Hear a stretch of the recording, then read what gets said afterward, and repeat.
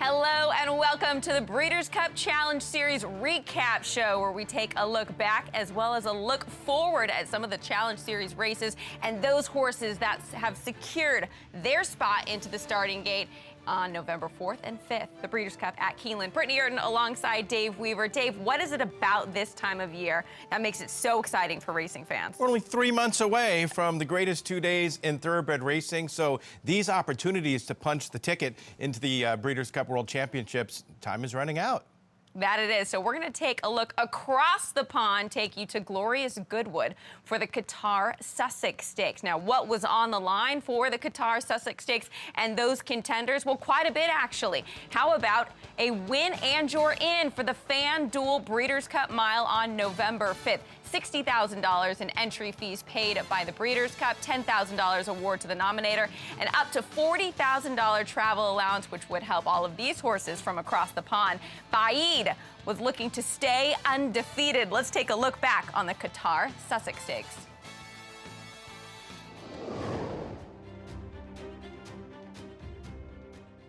More Baaeed on the extreme right, cruising at the moment, as you might expect. Modern Games under pressure at the cutaway, alcohol-free, exploring a run on the far side. Bathrat Leon just gains a little bit of momentum there from the cutaway, leads by 2 lengths, chased by Modern Games. And here is Baaeed now, asked the big question on the outside. Baaeed cutting them back, Modern Games putting up a fight, but Baaeed, oh, this horse has got gears that other horses do not possess, and it's 9 from 9.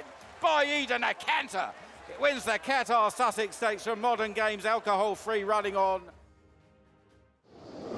A sensational runner. You heard it in the call. Dave stays perfect, 9 for 9. He's an absolute machine. Just physically, look at him. Looks like a machine. Just does not lose. And he secured another spot. He had already secured his spot into the FanDuel Breeders' Cup Mile for trainer William Haggis and Jim Crowley. Let's hear more in regards to Baaeed and the Sussex Stakes from Jeff Stafford. Well, here at Glorious Goodwood, the Breeders' Cup Win and You're In series was part of this week, and the Sussex Stakes was the race which gave those horse players automatic entry into the Breeders' Cup Mile. The winner was Baaeed in electric fashion. We caught up with his connections afterwards, who told us that his plan is very clear. He's going to step up in trip now, go up to 10 furlongs. The Juddmonte International is next, and it looks like he'll end his season and perhaps his racing career in the Champion Stakes at Ascot in October. So very unlikely, unless he can't stay the trip over 10 furlongs, that he will take up that position in the Breeders' Cup Mile. But the second place horse in the Sussex Stakes was Modern Games, a Breeders' Cup winner as a juvenile last year. And Charlie Appleby spoke to me about the likelihood Modern Games had to travel over to Keeneland to take part in the Breeders' Cup Mile. He told me about that and all his other contenders for Keeneland in November. Yeah, your beer's going to go back. Modern Games will hopefully go back. I hope to think the likes of Naval Crown will be up there for the sprint, and along the way we'll be trying to find the juveniles for those, for the Turf Mile and for both fillies and colts. So yeah, it's a meeting we enjoy. It's a great meeting. It's a meeting where you find the champions.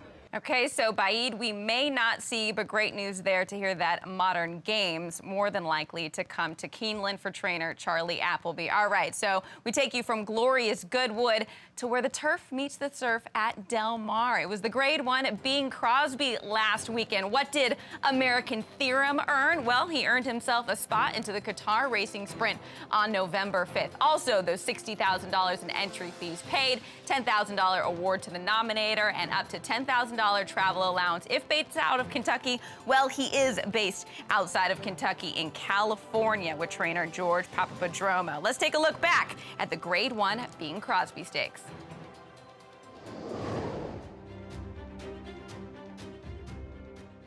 Shah's been overtaken. It's American Theorem, the grey, in full flight for the wire. I do believe the rider just dropped his stick, but it's not making any difference. American Theorem striding home strongly.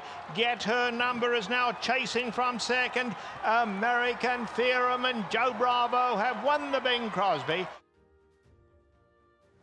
Well, the crop was unnecessary for Joe Bravo. What did you make of the performance by American Theorem in that Grade 1 event? When you go back and take a look at his career, he was Grade 1 placed as a 2-year-old, raced only once at 3, didn't get outside the allowance ranks at 4, but this has been his breakout year. He started the year in the allowance ranks and now has won back-to-back graded stakes. Joe Bravo finished 3rd in 2016 Breeders' Cup Sprint. He's looking for his first BC Sprint win.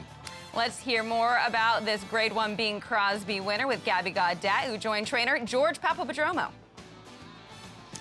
George, it was such an exciting weekend for you, your first Grade 1 victory. I know when we interviewed you after the race, or when Brittany did, it didn't sink in yet. Did it sink in yet?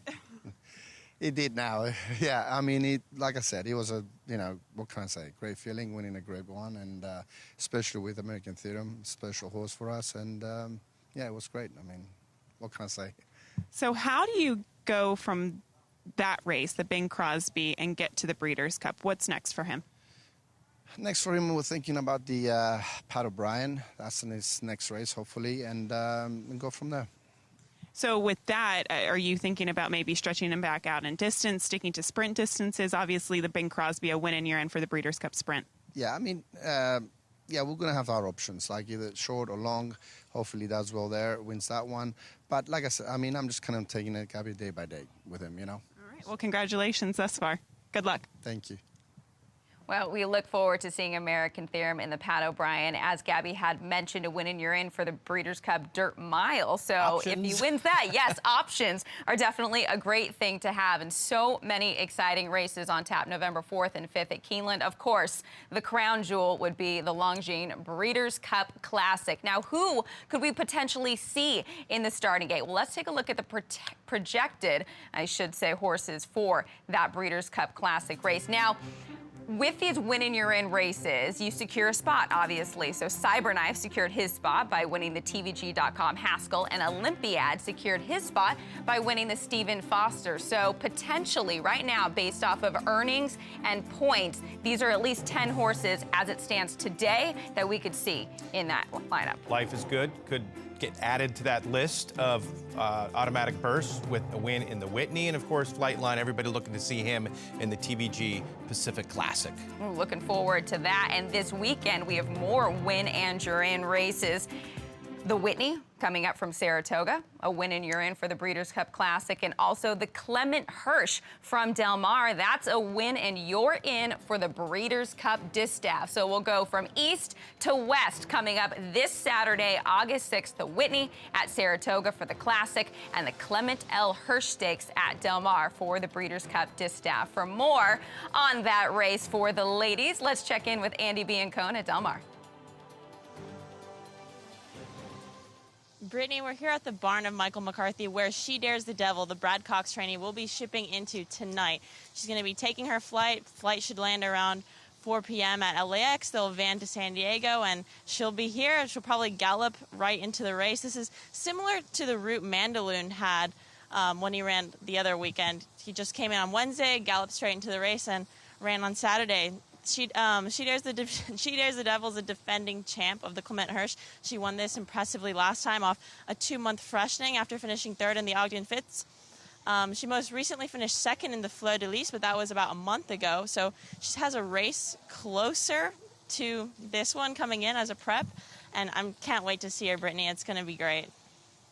All right, Andy, thank you so much. Yes, the defending champ shipping into Del Mar to retain her crown in the Clement L. Hirsch Stakes. Looking forward to that. She's so good at Churchill.